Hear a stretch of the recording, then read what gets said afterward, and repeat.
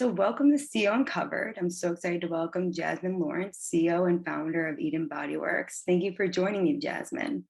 Thanks for having me. I just wanted to start with asking you about a little bit about yourself. Can you dive into who you are and what you do? Absolutely. I am the founder of Eden Bodyworks. It's a company that I created back when I was only in middle school, and we make natural hair and body care products primarily for women of color with curly hair, which as a kid was a market that I saw that just had a lot of opportunity to create quality, natural, affordable products. But I'm also an engineer. I serve as a product manager at a company called Everyday Robots, where we're making learning robots to try and help people in their everyday lives. Wow, that's so interesting. How did you get into the everyday robots? Yeah, so when I was a kid, I saw a movie called Bicentennial Man, and I saw that, and that movie is about kind of humanoid robots that are just a part of our everyday, helping with things like laundry, elder care, dull, dirty, dangerous tasks. And as a kid, I thought, that's something that doesn't exist today, and Yeah. I would love to be a part of creating something in the future where it's not all figured out. A lot of the jobs that people will tell us about were kind of well established and really parts of upholding society. And I was really more interested in really being a part of creating the future. So I went to school and I studied. I actually studied engineering through a program called Project Lead the Way when I was in high school, and then went on to study computer science at Georgia Tech, and later human-centered design and engineering at the University of Washington, before landing my first job in tech and eventually robotics. Wow. So what do you think started your passion for entrepreneurship and business? Yeah, it was really based on my own need for these products. So I had lost my hair due to a chemical relaxer or perm. And I was going through this process to try and straighten my hair to really try and fit into these like Eurocentric styles of beauty that were really being imposed on lots of women who looked like me. Everyone had to have long, straight hair. That was just the look, image of beauty at the time.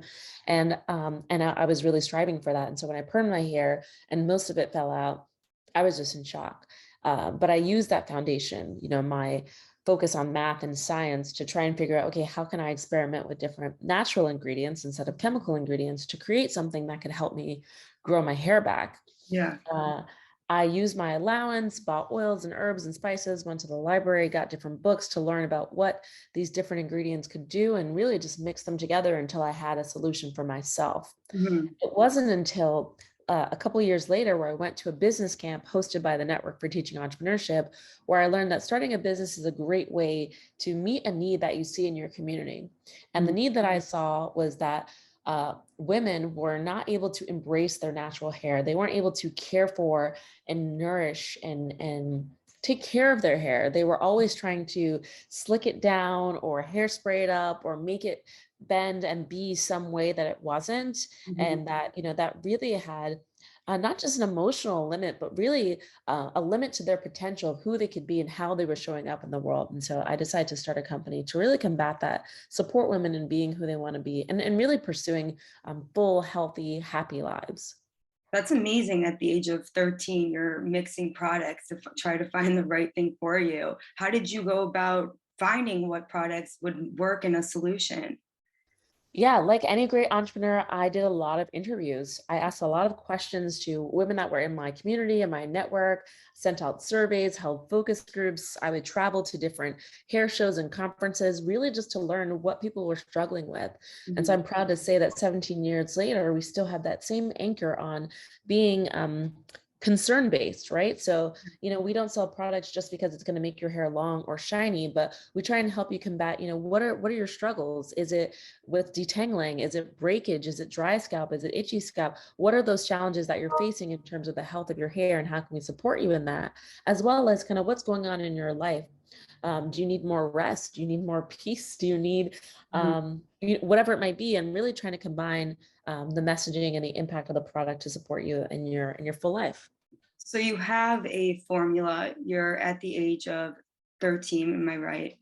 What is the next step? How do you get from there to starting a company? Yeah, so it definitely starts with the need, right? Being able to clearly articulate, okay, I'm creating this hair oil for myself. It's focused on growth. It's focused on the health of my scalp as number one, Yeah. making sure that my scalp is nourished because the soil that you grow a plant in is really going to dictate how well it grows. And really just getting together, what are the key points, what are the key messaging, and then we know, what does it look like? What is our brand identity? How are we going to stand out? And so I listed some values of who we are, who we would be as an organization, right? Yeah. Clean, pure, natural, quality, affordable, these types of things. And even during the formulation, I kept track of what is the price per ounce that Mhm. it cost me so that I can figure out, okay, if I do this formulation, how much would I need to sell it for to be able to make this type of margin on it? And that's like really the early stage of saying, like, could this be a viable business, right? Obviously, you have to register and get licensed and get your tax ID and kind of go through the formalities of establishing an enterprise.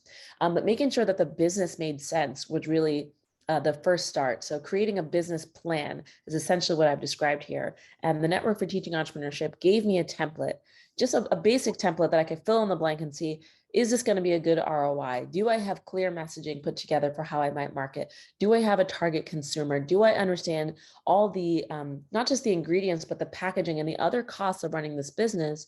And that Mhm. allowed me to know, like, okay, I'd have to save my allowance for 2 months to be able to afford to make 20 bottles, right? So could I even afford to keep up with production if I became, let's say, wildly successful?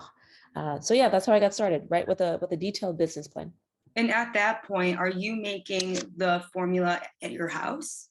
Yeah, I started in my kitchen and then slowly moved to my basement. After launching a website, we're getting a real good steady flow Mhm. of orders just from people organically finding us or being referred to from a friend. And I would say when I was in high school is when I bought my first filling and labeling machines. Again, still doing everything by hand with the machines at home, still mixing, all of the gallons and gallons of formulation by myself. But it was when I was thinking about being able to go to college Mhm. that I decided to try and find a US based manufacturer to really help scale things up. And it was also at that time where I started getting my first nationwide deals with major retailers like Walmart. And I couldn't keep up with creating all the products that Walmart was ordering by hand. That was in high school, you were getting these deals with Walmart? Yeah, yeah. In high school, I got my first pilot and then full-term contract with Walmart. It was also around the same time that I was featured on the Oprah Winfrey Show, and that gave Wow. huge exposure to the brand, which really increased sales. How was your experience on that show? It was fantastic, and it really opened the door to a lot of other news outlets. I had my quote unquote 15 minutes of fame when I was only 15 years old. Uh, she was very supportive and encouraging to me, shared that she had a similar story of losing her hair to a relaxer, of being judged because of the way that she showed up with her natural hair on screen. And, at the time, she was already a professional journalist, working in local and national media, and she was Yeah. still facing these criticisms. And I'm like, if Oprah, someone as successful as you, face this, and I'm facing it too, like we have that thing in common. And that really her encouragement saying the problem that you're attacking is real and that there are real women whose lives could be transformed if they were able to have something that allowed them to embrace themselves and live their fullest lives. And to see her and to hear that encouragement from her was just such a motivating factor for me. Sure, having Oprah's support is the world. So are you finding balance with going to school, starting a company, about to go to college? Where are you finding the balance in your life? It was definitely tough. I would definitely say that's one of the biggest challenges in my career and in my life is time management. Mhm. And for me, what has really helped is it's having clear priorities about what's important, right? Yeah. Time with my family, getting my degrees was very important. And to be able to have a life where I could pursue and prioritize those things, I had to build a team. Originally my team was my mom, my dad, sisters, neighbors. But eventually I had to bring in experts who were also just skilled in their roles, but also passionate about the mission of the company. So building a team to help manage day-to-day operations so that I could do more with my time was helpful. I also kind of have a really strict schedule of what I do in terms of exercising and having my quiet time to pray or meditate and really prioritizing kind of taking care of myself so that I can put in these hours and put in this time to work in technology and still manage the business. And what do you look for when you are building a team and hiring? Yeah. So like I said, when I look at hiring, I really look at kind of the strength of their skills, right? Do they have experience or the talent necessary to do the job? So are we bringing in someone in marketing or finance? Or are we bringing in an intern that has experience doing social media or someone who has a growth mindset? And it's like, hey, I don't know it all, but I'm willing to learn. And here's examples of how I've kind of grown and learned in the past. But I'm also looking for somebody who's passionate about the mission that we're on, right? I want to know, why does what we do matter to you, Yeah. right? Because what we're doing is not just, making shampoo and conditioner. We're really trying to have an impact on people's lives. So if you're not passionate about supporting women, about empowering women and enabling them, it's just not going to be a fun place for you to work. And you're not going to bring that same creativity and new ideas, right? Because I'm not the kind of CEO who says, I know everything, right? I want to crowdsource my ideas, not just from the feedback from our customers, but also from the team, right? Come up with creative, exciting ideas that you might want to try. And I'm just a firm believer that employment relationships should be mutually beneficial. So I want the company to be able to offer you opportunities to grow and stretch and develop yourself, which means there has to be some fundamental alignment with the things that you want to do and the things that we're trying to accomplish. And for those who don't know, what is it like being a CEO? What is your day to day working at your company? Yeah, for me, I still have a lot of time that's invested in our strategic vision. So, what are we trying to do? What are we going to do in the future? And why are we doing it? What is our motivation behind it? What are the partnerships that we might need to be able to be successful in accomplishing things? And also, a big part of my role is kind of fundraising and making sure that we have the finances together to afford these goals, right? So, for example, one of the things that was important to me last year was that we show up for the vegan consumers that I've been getting a lot of feedback for.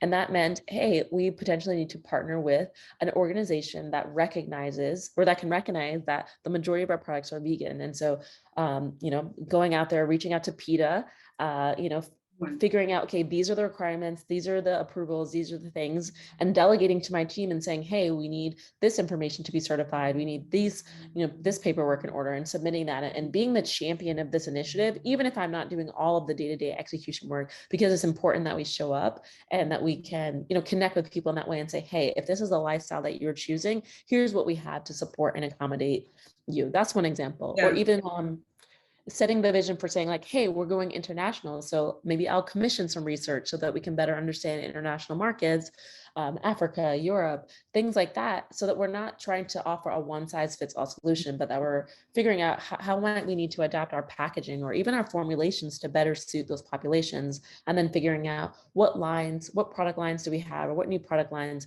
what we might need to create to meet the needs that we're hearing from new customers. So it really is a lot about Yeah. ideas and leadership and communication and giving direction and empowering the team to go use their creativity and use their skills to bring those to life. Lastly, I wanted to ask you, what drives you at this point of your career and what are your goals for the future?